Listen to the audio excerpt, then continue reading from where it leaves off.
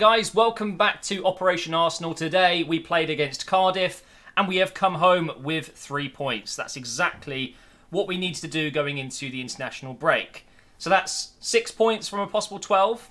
Not the best start ever, let's be honest, but considering it's new era, new manager, new tactics, new players. We've played against City, Chelsea. I'm quite pleased. It's not all bad. Could be better. You know, I think we could have got points against Chelsea. Well, at least 1 point. City, yeah, that's not going to happen. But I'm still happy.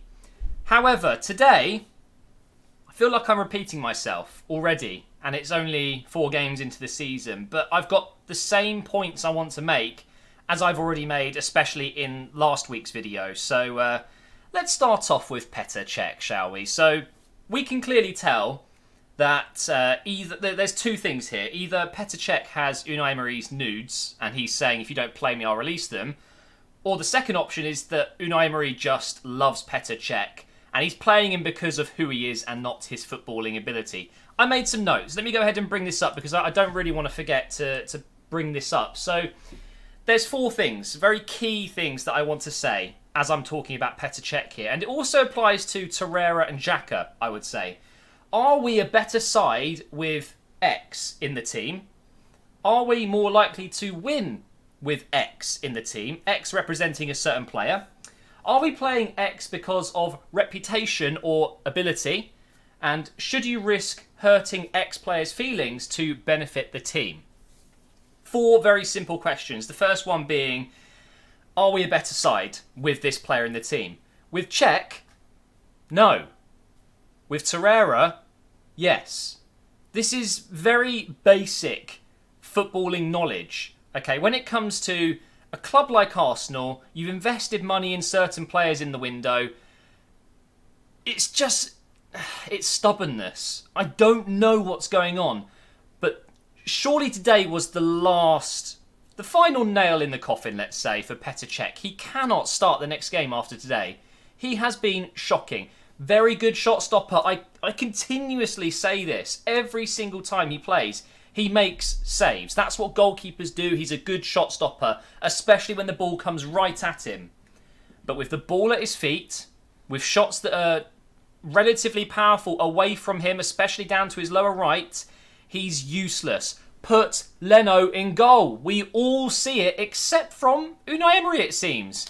Now, I really like Unai Emery. I think it's fantastic what he's doing already with the club. We press more, we sprint more. If you look at the stats in the Premier League so far, Arsenal, as of right now, I'm pretty sure before the weekend started actually, before any of the games started this weekend, Arsenal were the team that sprinted the most and have ran the furthest distance.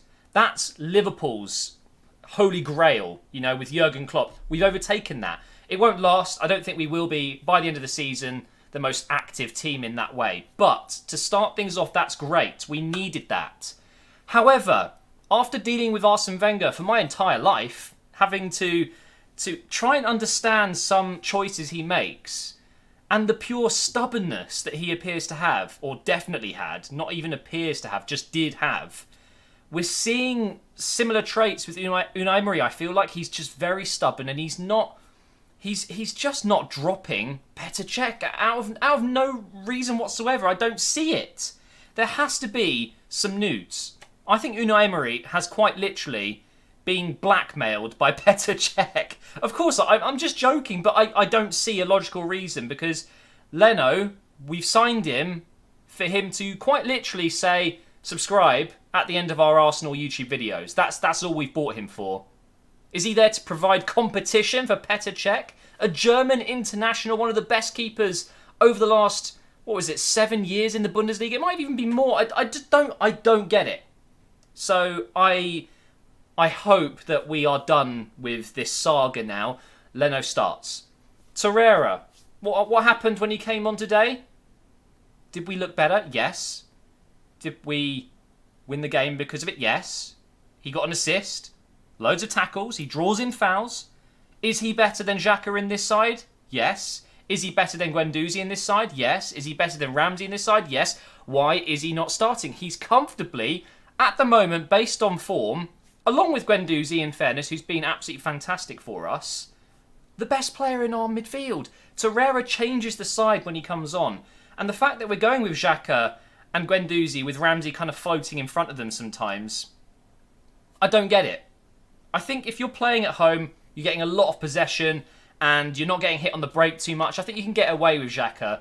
But when you're playing against a team like Cardiff, we still have possession, but they hit us on the break a lot.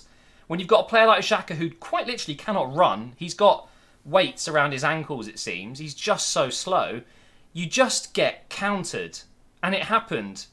It happened right on the stroke of half-time where he's given away the ball with a stupid decision to hit a cross-field pass to a player that's already marked. Bellerin had a player right on it. Why are you passing it there? There was a pass right in front of you to Guendouzi. Just get to half-time 1-0 up. Fantastic, right? No, he goes for the cross-field pass. It goes behind Bellerin straight to the Cardiff player. And guess what? They go on and score. Yeah, we could have defended it a little bit better, but if Xhaka doesn't make the mistake there, we don't concede. It's as simple as that. So it's difficult because I actually think Xhaka had a pretty good game up until that point in the first half, and he was pretty good in the second half. When mistakes lead to a goal, it's very easy to criticise, and the agenda comes back up again. Xhaka's terrible. Why is Xhaka playing when we've got £30 million Torreira on the bench? Why is Xhaka playing? Why is he on the field? He's not good enough. But if you break down the game, if you watch it back, I'm sure a lot of people won't bother. You'll see that Xhaka did provide a lot today. Just that one moment, a lapse in concentration that leads to a goal and everyone's back on his case. Now, I'm not defending Xhaka to the point where I feel like he should be in the starting lineup every week. But the bare minimum should be he's partnered up with a player that enables him to do more of what he's good at. And that is getting forward a little bit more, providing kind of like a deep-lying playmaker. Let Torreira back him up because Guendouzi can't do that. I don't feel like Guendouzi's that type of player. He's quite literally a box-to-box midfielder, very good at holding up the play. He's a smart player, and I really like that. That's what Xhaka is. So putting them together, great, sure, but then put Torreira behind them. I don't think you need that much football knowledge to realise that Xhaka is best with a defensive player alongside him. Ramsey doesn't provide that, and neither does Guendouzi. So if you're going to play Xhaka fully behind it, he has got quality. Did you see that corner that went straight to Mustafi, who then headed it into the top corner? Beautiful header, by the way. Mustafi was great today. I really, really thought he did great. You see the qualities that Xhaka gives the team. He does have quality. He's a good player. There's no doubt about it. But he's not when he's not given support. He's not a good player at all when he's just causing issues. I mean, it's as simple as that. He causes more issues than he helps the team in those situations. So it's quite simple for me. In the next game, Leno starts, and if Xhaka is starting, so is Torreira. But 100%, Torreira starts. And personally, I'd be going with Torreira in the middle, Guendouzi and Ramsey as a midfield three. That's a given for me, and that's what we should be doing. On a positive, though, 3 goals today. Although we conceded 2, we did score 3 goals on the road. Well, hey, fantastic.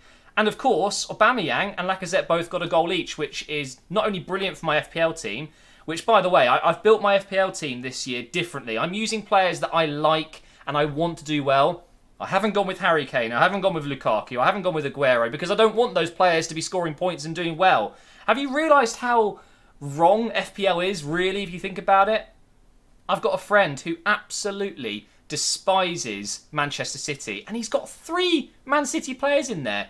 And when they score and when they do well and get an assist, he's like, yes! FPL makes us... It's just wrong, in my opinion. So I've gone with Aubameyang, Lacazette. I've even got Ozil in there, who I know for a fact is not going to get as many points as a De Bruyne, a Salah, a Dele Alli, a Kane, whatever. I've put him in there because I want him to do well. I don't know why I'm talking about this. It's just something I was thinking about. But yeah, Aubameyang and Lacazette were brilliant today, so they've given me some points. Very happy about that.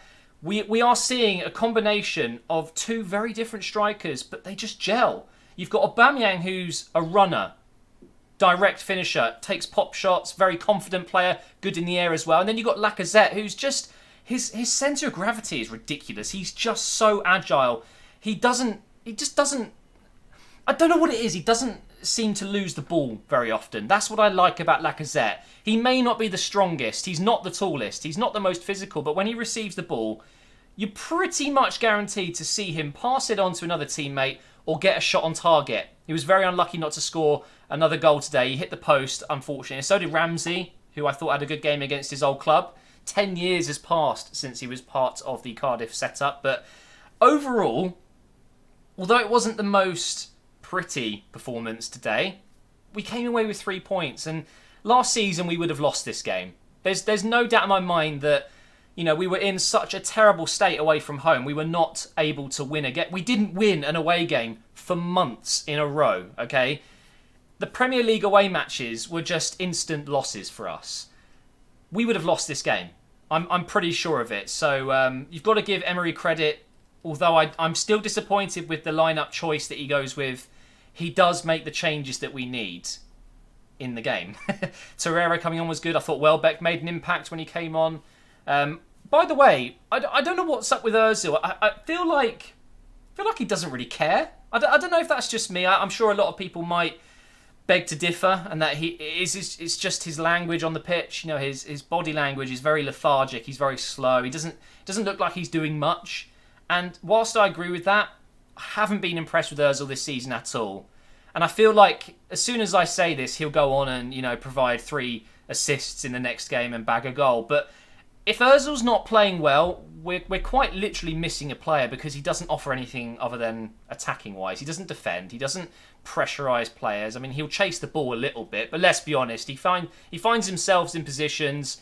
And he he just throws his hands up, saying, "Why am I bothering? You know, no one else is pressuring." It's just annoying to watch, really. So I'd be putting Mkhitaryan in at the moment instead of Mesut Ozil, and I think Mkhitaryan's a better player in terms of getting onto the sides, you know, and playing almost as a winger, even though he's not.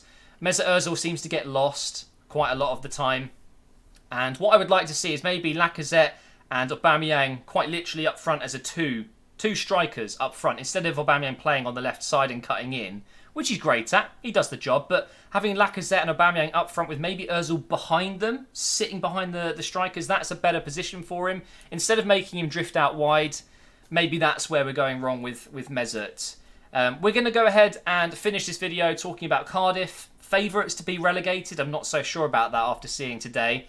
They look like a decent unit. They've got some good players in there, and I'm pretty sure most times, you know, if you score 2 at home, you're going to win that game or at least get a draw. It's Cardiff, though. I guess you could say any promoted side or side that aren't known for, you know, staying in the Premier League, being in the top 10 every year, they could concede more than 2 at home almost every game. I get that. But from what I saw today, against an Arsenal side that has potential to destroy teams, they did okay. They really did. Defensively, they had a few issues, as Arsenal did, as a lot of Premier League sides do these days. It seems to be more attack than defence in the Premier League, but I feel like Cardiff are going to be okay. It wouldn't surprise me if they get relegated, and they probably are in my bottom 3 still at this point, but we will soon find out. I think that they'll probably be okay, though. It really depends on how the other clubs around them do. But it's so early. It's really, really early to be talking about relegation favourites and things like that. Of course, on paper, you can see a team has these certain players, and that means they have this kind of chance to stay up. But nothing matters until you get to around that 30-game mark, and that is when you see who's really struggling and who's got no chance of staying up and who will likely stay up. So as of right now, going into the international break, I'm not 100% satisfied. Of course I'm not. We haven't won every game, but we were never going to. And if you would have told me that we would have had this run at the start of the season, I wouldn't have taken it, but I wouldn't have been upset. And I'm not upset. These things are going to take time, and we do look good under Emery in certain ways. I think our pressure on the ball, the passing is really nice still. I thought we were going to lose Wenger ball a little bit, but it seems like we've retained that DNA a little bit. It's just defensively, I'm just still really unsure about our defence. It's just a little bit worrying, isn't it? But thank you so much for watching my review today. 3-2 on the day, 3 points in the bag, and I guess I'll see you in 2 weeks when we play again, which just feels like we've got it all. We've got football back, and now it's going away again. But international games, although they're a bit boring when they don't mean anything, it's still interesting. So make sure you drop a like, make sure you subscribe as well, guys, and I will see you in the next video.